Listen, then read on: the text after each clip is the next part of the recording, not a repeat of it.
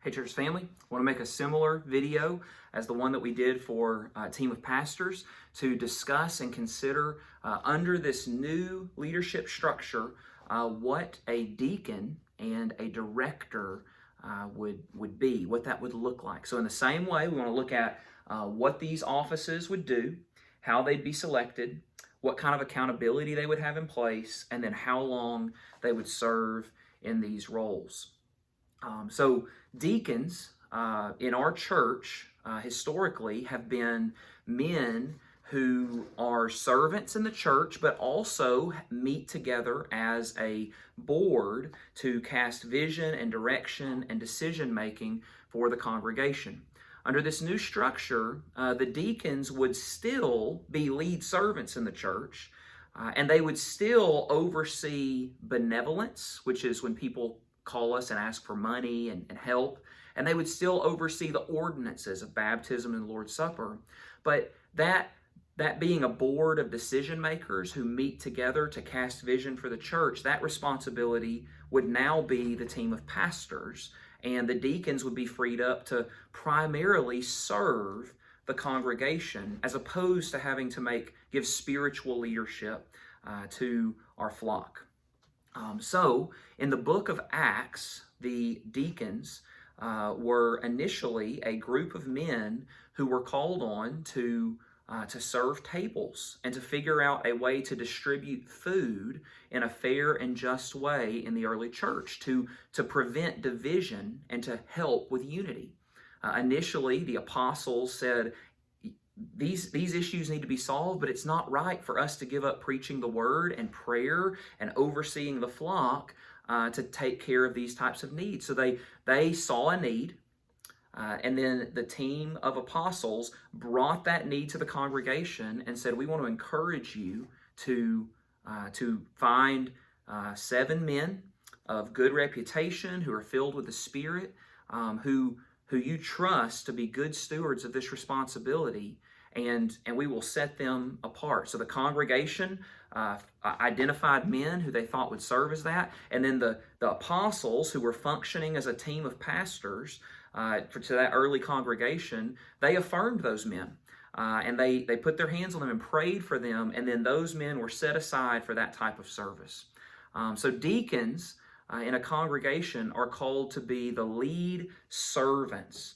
And what we want to do in terms of this change with our role of deacon is we want to encourage those deacons to be lead servants and take the responsibility off of them of having to be the spiritual leaders of the church, if you will. That's one of the big differences between pastors and deacons. There is no qualification for a deacon that they are able to teach or able to refute sound doctrine, or false doctrine, I'm sorry.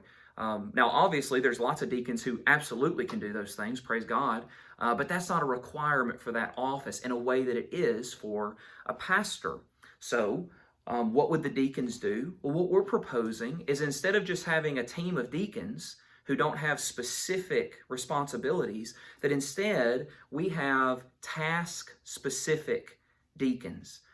So we have a deacon of finance, a deacon of building and grounds, a deacon of sound and technology, a deacon of ushering and visitation, different things like that. That might not be the list, but those are the types of things, areas of service, and that deacon becomes the point man who's responsible to be a good steward over that area of service. So how would these men be selected?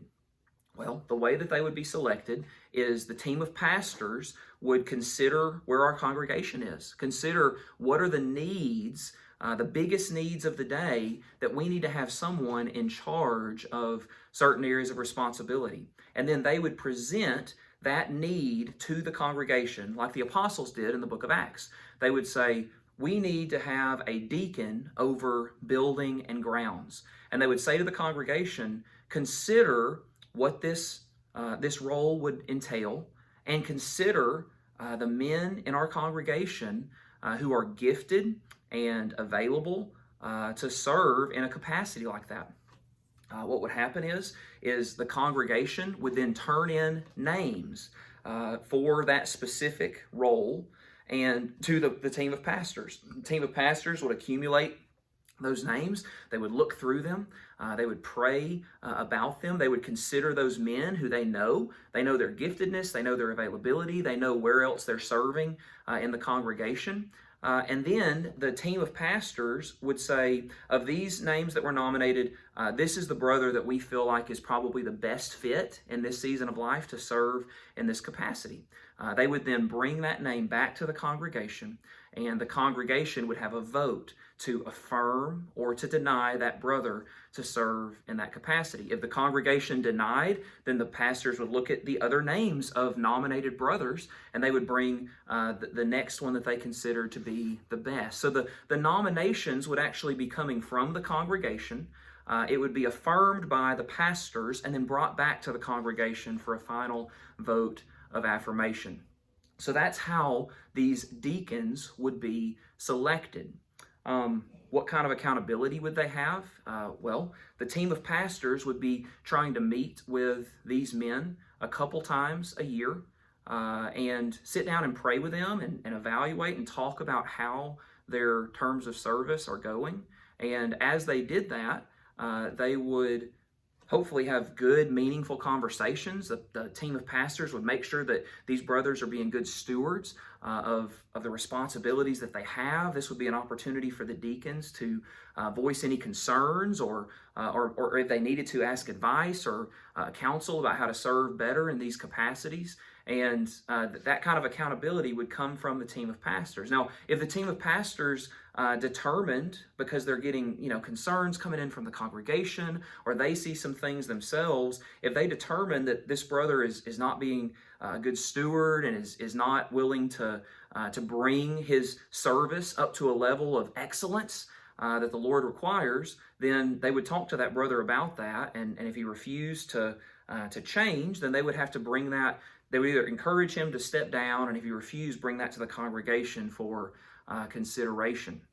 So there would be some accountability, but the goal would be that the team of pastors, even though they're providing some accountability, they would primarily want to be the encouragers and the affirmers and the supporters of these brothers, not micromanaging everything that they do, essentially saying, brother, we believe you're gifted in this area and we want to set you free to serve faithfully in the way that God has equipped you to do. How long would a deacon serve?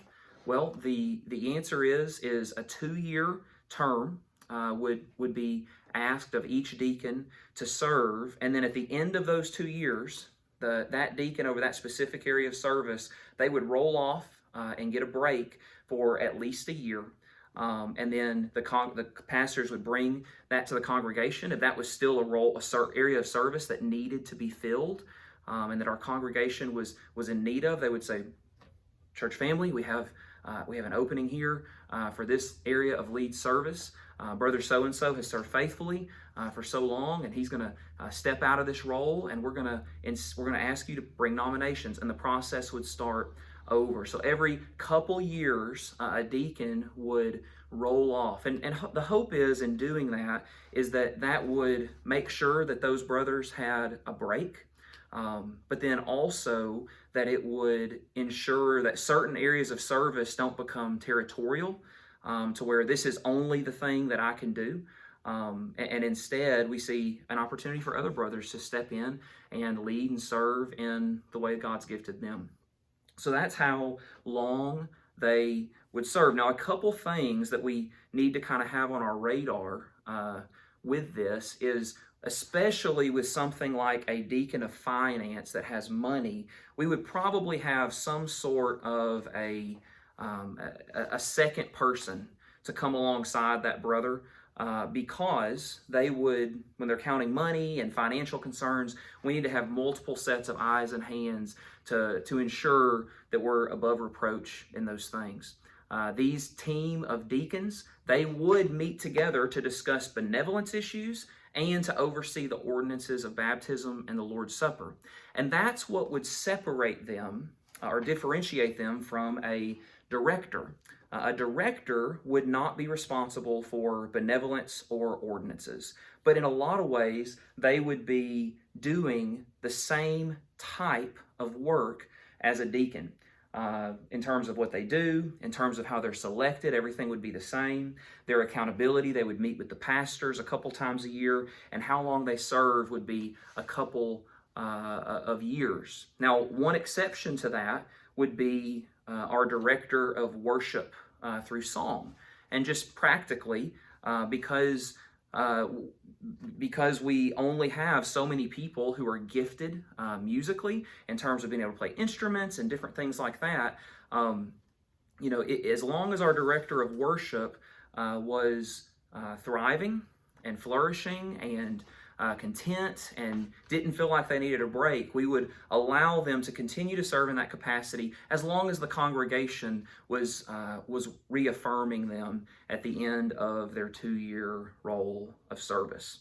One other difference between a deacon and a director is directors could be a man or a woman, whereas deacons would be set aside only as men per the qualifications of 1 Timothy chapter 3.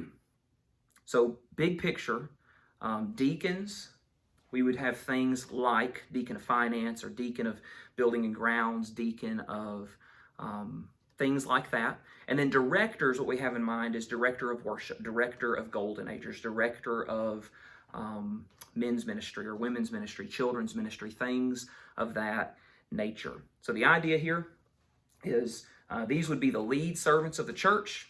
These would be men and women who are gifted to serve in these areas and passionate about being good stewards of these areas.